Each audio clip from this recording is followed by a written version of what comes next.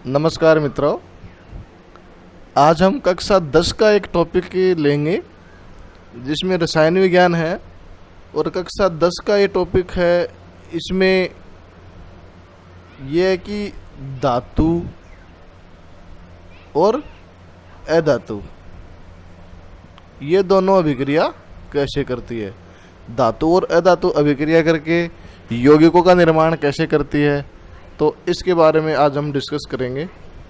तो सबसे पहले हम ये देखते हैं कि धातु और अधातु दोनों में रिक्त इलेक्ट्रॉन है नहीं है जिनका आदान प्रदान होगा, और इलेक्ट्रॉनों के आदान प्रदान से बंध बनेंगे। क्या बनेंगे? बंध। और इन बंधों से ही यौगिकों का निर्माण होगा। तो सबसे पहले हम देखते हैं कि कोई भी जो तत्व होता है उसकी जो संरचना होती है उसमें सबसे भीतर की तरफ एक नाभिक होता है और उसके बाद में कक्षक प्रारंभ होते हैं। कोई भी तत्व होता है तो उसमें ये जो कक्षक हैं ये सबसे पहले के, एल और उसके बाद में एम और एन, इस तरीके से इस क्रम में चलते हुए दिखाई देते हैं। ये मात्र एक संकल्पना है यौगिकों की रासायनिक अभिक्रिया समझाने के लिए।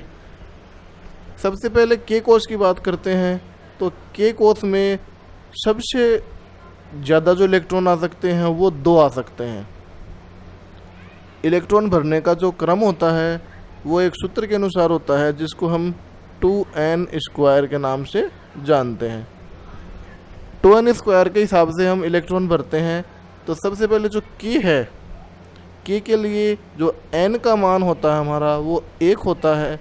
इस तरीके से के के लिए n का मान 1, l के लिए 2, m के लिए 3 और n के लिए 4। इस तरीके से ये सीरीज चलती रहती है। तो यहाँ पर हम देखेंगे कि के कोश में अधिकतम 2 इलेक्ट्रॉन आ सकते हैं। उसके बाद में एल कोश की बात करेंगे तो एल कोश में 2 गुणा 2 का स्क्वायर, तो 2 गुणा 4 बराबर 8 इलेक्ट्रॉन इसमें आ सकते हैं। इसी तरीके से हम आगे गणना करते जाएंगे। उसके बाद में हमको ये पता करना पड़ेगा कि तत्व है कोई भी, उसका इलेक्ट्रॉनिक विन्यास किस प्रकार लिखें। तो इलेक्ट्रॉनिक विन्यास लिखने के लिए हम उदाहरण लेते हैं। एक बिल्कुल साधारण सा यौगिक है जिसका नाम है NaCl। NaCl को हम सोडियम क्लोराइड कहते हैं। और सोडियम क्लोराइड की संरचना किस प्रकार बनती है ये आज हम आपको समझाएंगे।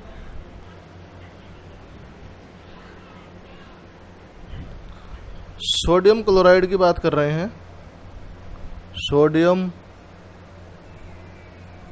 क्लोराइड, सोडियम क्लोराइड का रासायनिक सूत्र होता है NaCl। यहाँ पर Na +1 अवस्था में होता है और जो Cl है वो -1 अवस्था में होता है। तो चलिए ये देखते हैं कि Na जो +1 अवस्था में होता है इसका इलेक्ट्रॉनिक विन्यास देखते हैं। तो इसका इलेक्ट्रॉनिक विन्यास हो जाएगा 1s2 2s2 2p6। यहाँ सोडियम जो है उसका जो परमाणु क्रमांक है वो 11 और क्लोरीन है इसका परमाणु क्रमांक 17। तो हमको ये ध्यान रखना है कि इसमें मैक्सिमम 11 इलेक्ट्रॉन आ सकते हैं और इसमें 17 आ सकते हैं। तो 1s2 2s2 2p6 और 3s1 देखते हैं कितने हो गए। 2 2 4 और 6 10 और 1 11। ये हो गया अपना सोडियम का इलेक्ट्रॉनिक विन्यास। जो कि अब देखिए यहाँ +1 है, ये +1 कहाँ से आया इसकी जानकारी अभी आपको मिलेगी वीडियो के लास्ट तक। और यहाँ Cl माइनस है, ये माइनस कहाँ से आया इसकी जानकारी मिलेगी। तो यहाँ हम Cl का इलेक्ट्रॉनिक विन्यास देखते हैं। तो 1s2 2s2 2p6 3s2 3p5। यहाँ पर देखिए कितने इलेक्ट्रॉन हो गए, 2 और 2 4 और 6 10, 2 12 और 5 17। यहाँ पर इलेक्ट्रॉनिक विन्यास हमने लिख लिया। अब इसका कक्षकीय अपन निरूपण करेंगे तो देखिए यहाँ जो सोडियम है उसको प्लस, ये पहला के कोष हो गया, तो के में अपने को कितने इलेक्ट्रॉन रखने हैं 2। उसके बाद में जो एल है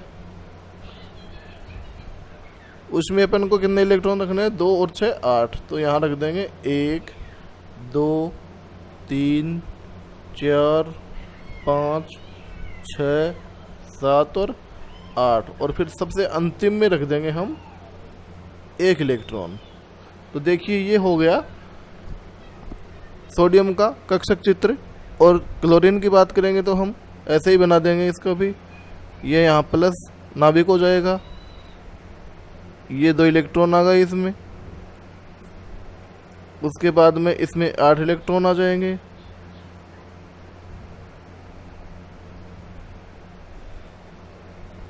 और अंतिम जो कोष है उसमें 7 इलेक्ट्रॉन आ जाएंगे। ये देखिए अब हमको इसके कक्षक चित्र में साफ दिखाई दे रहा है कि इसके जो बाह्यतम कोष में 1 इलेक्ट्रॉन है वो फ्री है, और इसके जो बाह्यतम कोष है उसमें 1 इलेक्ट्रॉन की कमी है। ये हम यहाँ पर देख सकते हैं।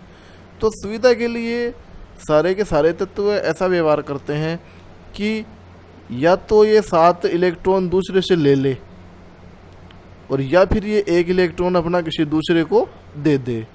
तो यहाँ पर सोडियम क्या करता है, सोडियम अपना 1 इलेक्ट्रॉन क्लोरीन को दे देता है। ये देखिए क्लोरीन को 1 इलेक्ट्रॉन इसने दे दिया और ये इलेक्ट्रॉन यहाँ पहुँच गया।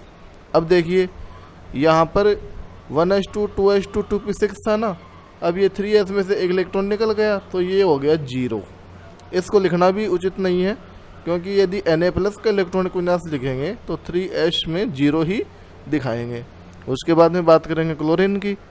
क्लोरीन के ऊपर माइनस का चार्ज लगेगा, तो माइनस का चार्ज है, इसका मतलब इसमें टोटल इलेक्ट्रॉन कितने हो जाएंगे 18, और इसमें इलेक्ट्रॉन रह जाएंगे 10। तो यहाँ पर 1 इलेक्ट्रॉन चला गया। तो ये हो गया हमारा NaCl का कक्षक चित्र। तो इसमें हमको ये समझ में आया कि कोई भी जो तत्व है वो रासायनिक संयोग करते समय, धातु या अधातु दोनों रासायनिक संयोग करते समय ये ध्यान रखते हैं कि उनका जो बाह्यतम कोष है उसका अष्टक पूर्ण होना चाहिए।